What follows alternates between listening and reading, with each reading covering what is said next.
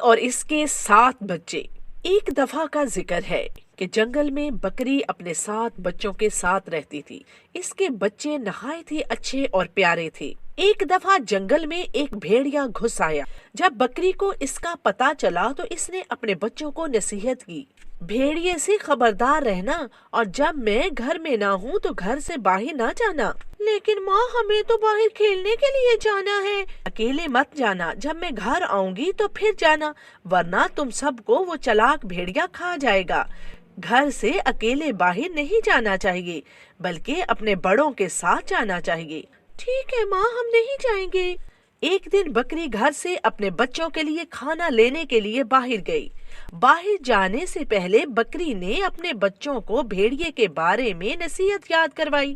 میں تم کو پھر یاد کروا رہی ہوں، میرے بعد باہر مت نکلنا۔ اور وہ یہ کہہ کر چلی گئی۔ بھیڑیا گھر کے پاس ہی درخت کے پیچھے چھپا بیٹھا تھا۔ وہ اس طاق میں تھا کہ بکری گھر سے باہر جائے تو وہ اس کے سارے بچوں کو کھا جائے۔ جیسے ہی اس نے بکری کو جاتے دیکھا، اس کی خوشی کا کوئی ٹھکانہ نہ رہا، اور وہ جلدی جلدی دروازے پر پہنچا اور دروازہ کھٹکھٹایا۔ سب سے چھوٹا بچہ دروازہ کھولنے لگا تو بڑے والے نے اس کو دروازہ کھولنے سے روکا اور اپنی ماں کی بھیڑیے والی نصیحت یاد کروائی۔ رکو چھوٹو، دروازہ مت کھولنا، ماں نے منع کیا تھا، کیا تم بھول گئے؟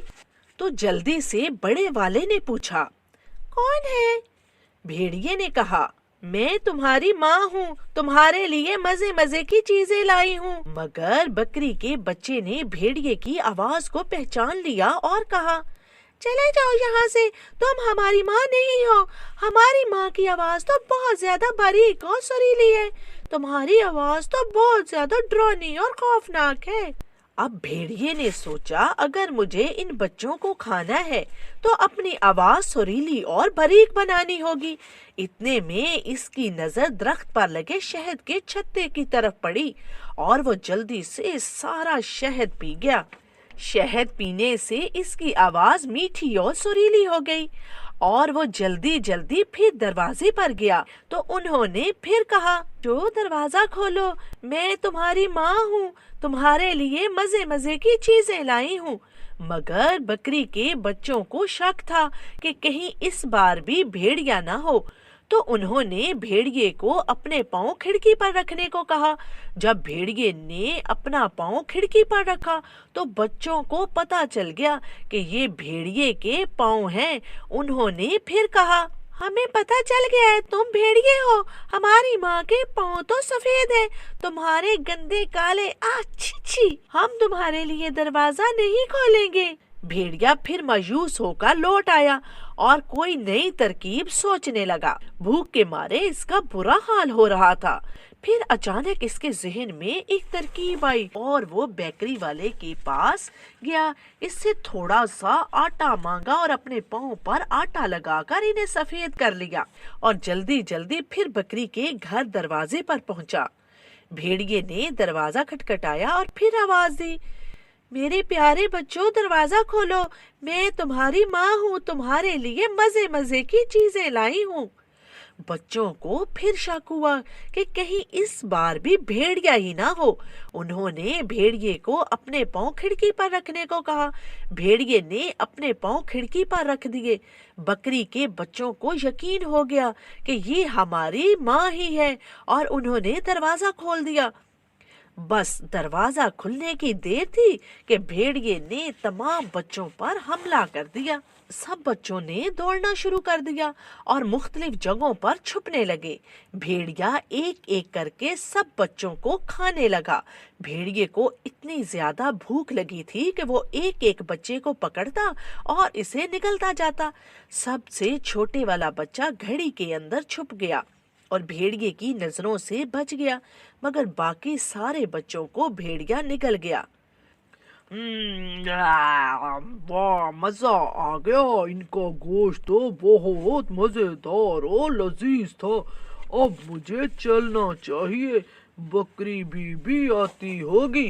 بھیڑیے کا پاؤں اتنا بھر گیا تھا کہ اسے چلنا مشکل ہو گیا۔ میں نے زیادہ کھا لیا، अब मुझसे चला भी नहीं जा रहा। उफ, अब क्या करूं? चलो कुछ देर आराम करता हूँ, और ये गोश्त भी तब तक हजम हो जाएगा। वैसे भी नींद आ रही है। हाँ, मुझे इधर ही आराम करना चाहिए। वो घर के पास करीब ही एक दरख्त के नीचे सो गया। कुछ देर बाद जब बकरी वापस आई तो इसने घर का दरवाजा खुला देखा।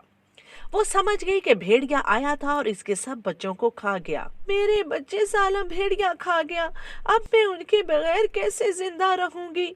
मेरे प्यारे बच्चे, सत्यानाश हो इस भेड़िए का। और वहीं बैठकर रोने लगी। रोने की आवाज सुनकर सबसे छोटे वाला बच्चा घड़ी के अंदर से बाहर आ गया और भेड़िए के जुल्म की तमाम दास्तान अपनी माँ को सुनाने लगा।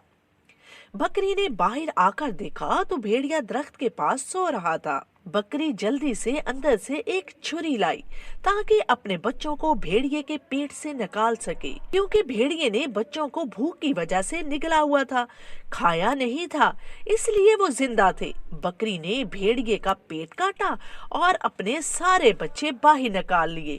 मगर फिर बकरी ने सोचा, जब भेड़िए को पता चलेगा तो वो दोबारा इसके बच्चों को खा जाएगा। इसने अपने सारे बच्चों से पत्थर इकट्ठे करने को कहा। बकरी ने वो सारे पत्थर भेड़िए के पेट में डाल दिए ताकि इसे शक ना हो, और सुई धागे से इसका पेट सी दिया। जब भेड़िया उठा तो इसे अपना पेट बहुत भारी महसूस हुआ। इसने कहा, अब तो खाना हजम हो जाना चाहिए था, मगर लगता है अभी खाना हजम नहीं हुआ। ये कहकर वो तालाब की जानब बढ़ा। पत्थरों की वजह से इसे बहुत प्यास महसूस हो रही थी।